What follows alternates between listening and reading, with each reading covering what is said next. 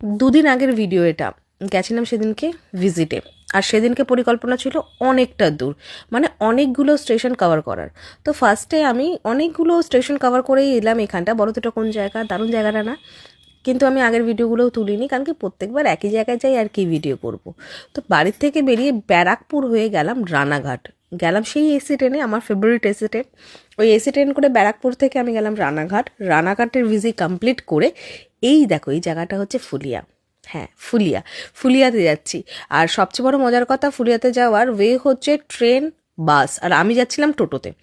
তো টোটো করে একটা অ্যাডভেঞ্চার রাস্তা দিয়ে আমি পৌঁছে গেলাম ফুলিয়াতে।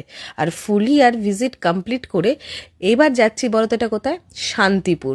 হ্যাঁ, খুব ইচ্ছে ছিল শাড়ি কেনার, কিন্তু সময়টা বড্ড কম, বাড়িটা অনেকটা দূর, যাতায়াতে প্রচুর সময় চলে যায় বলে সেই দুঃসাহসিক কাজটা করতে পারলাম না।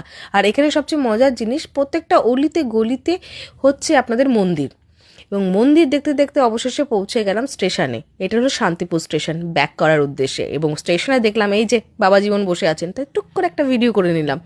এবার বাড়ি যাওয়ার পথে চলে এলাম উত্তরপাড়া। সকাল 8টার সময় বেরিয়ে উত্তরপাড়া থেকে